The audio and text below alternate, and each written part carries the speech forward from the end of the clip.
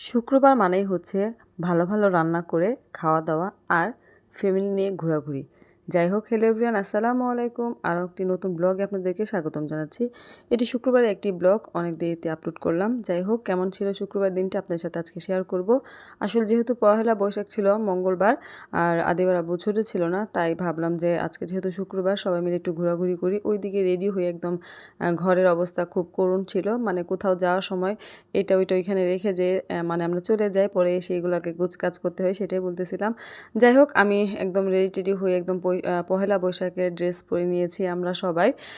এই তো কি, আমি, আমার 3 বোন এবং আমার 2 মেয়ে, আমার হাজব্যান্ড, আমরা সবাই মিলে আজকে চলে যাইতেছিলাম হচ্ছে জয়নুল আবেদীন পার্কের উদ্দেশ্যে রওনা দিয়ে দিলাম। আর যেহেতু আমাদের বাসা থেকে ভার্সিটি কাছে, তাই আমাদের মোটামুটি সবসময় ওই জায়গাতেই যাওয়া হয়।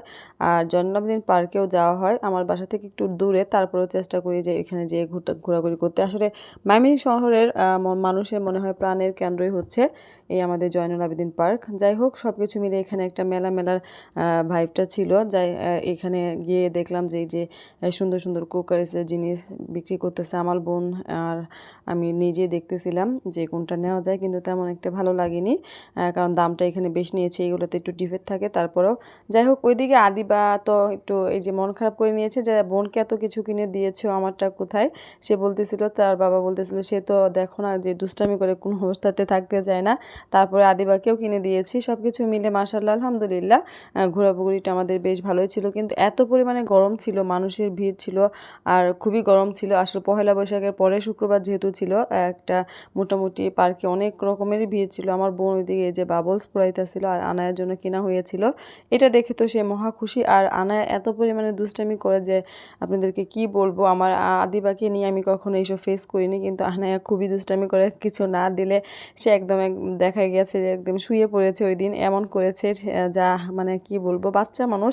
আমরা হয়তো বা এটাকে এনজয় করেছি, কিন্তু অনেক মানুষকে দেখলাম যখন আমার বাচ্চাটা রাগে শুয়ে পড়েছে, তখন অনেকে ফোন নিয়ে দৌড়ে এসেছে, মানে আমার বাচ্চাটা শুয়ে আছে, সে তারা ভিডিও করবে। কতটা ন্যারো মাইন্ডের মানুষ হলে এরকম করে। যাই হোক, সব কিছু মিলে আমাদের দিনটা অনেক অনেক ভালো ছিল। এবং এই তো কি, পার্কটা এত সুন্দর ছিল, মানে সব বরাবরই পার্কটা সুন্দর থাকে। ঘুরতে গিয়েছি প্রিয় মানুষের সাথে, সেটা হচ্ছে আমার হাজব্যান্ড, যাকে আমি আমার লাইফে সবচেয়ে বেশি ভালোবাসি, এবং আমার বাচ্চা, সবাইকে মিলে নিয়ে চলে গিয়েছিলাম। আর কি আর বলবো, যেহেতু আমরা একসাথে পহেলা বৈশাখে ঘুরতে পারিনি, তাই আমার পহেলা বৈশাখটা ফ্যাকাশে ছিল। তারপরে আদিবার আব্বুর সাথে বেরিয়ে একটু ছবি টবি তুললাম। আমার পহেলা বৈশাখটা যেহেতু আমি আমার আদিবাই ঘোরাঘুরি করেছি, আনাইকে বের করিনি।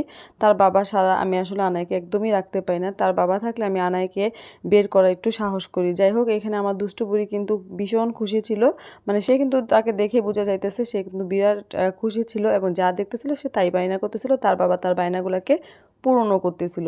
যাই হোক, আমার এই সুন্দর শাড়িটা আমার আম্মা ইন্ডিয়া থেকে এনেছিল, এবং অনেক শাড়ি এনেছে। আর আমি যেহেতু শাড়ি পরতে পছন্দ করি, আমরা দেখা যায় যে আম্মার শাড়ি আমার শাড়ি সব কিছু মিলিয়ে আমরা মোটামুটি সবসময় পরে থাকি। এবং আমার গলার সেটটা আমার হাজব্যান্ড নিয়ে এসেছিল ঢাকা থেকে, এবং এটা যদি আপনারা চান আমার পেজে পেয়ে যাবেন আদিবা ফ্যাশনে, এবং হচ্ছে আমার হাতের ব্যাগটাও কিন্তু হচ্ছে আদিবা ফ্যাশনের।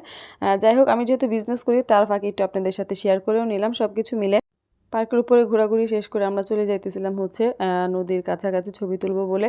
ঠিক তখনই আনায় ঠিক এই কাহিনীটাই করেছিল যে সে তো একদম এখানে এসে এত পরিমাণে দুষ্টামি করতেছিল। আসলে তার হয়তো বা প্রচুর গরম লাগতেছিল, তার জন্য সে এমনটাই করতেছিল। ওইদিকে আদিবাই যে আম ভর্তা খাবে, আদিবা এবং তার মেজুমণি আম ভর্তা খেয়ে নিল।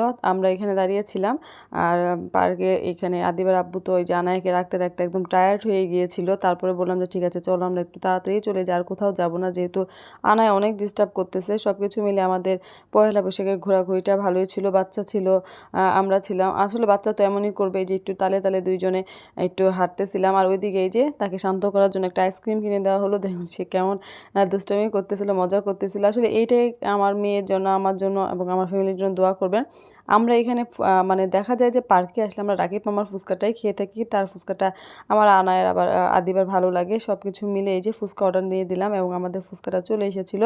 এই যে সে আমাকেও ধরতে দিবে না, ফুচকাটা তার বাবার হাতে রেখে সে একাই খাবে এমন করতেছিল। এবং এই যে সন্ধ্যায় কিন্তু এত সুন্দর লাগতেছিল। সব কিছু মিলে আজকে কেমন লাগলো অবশ্যই কমেন্ট করে জানাবেন। ধন্যবাদ।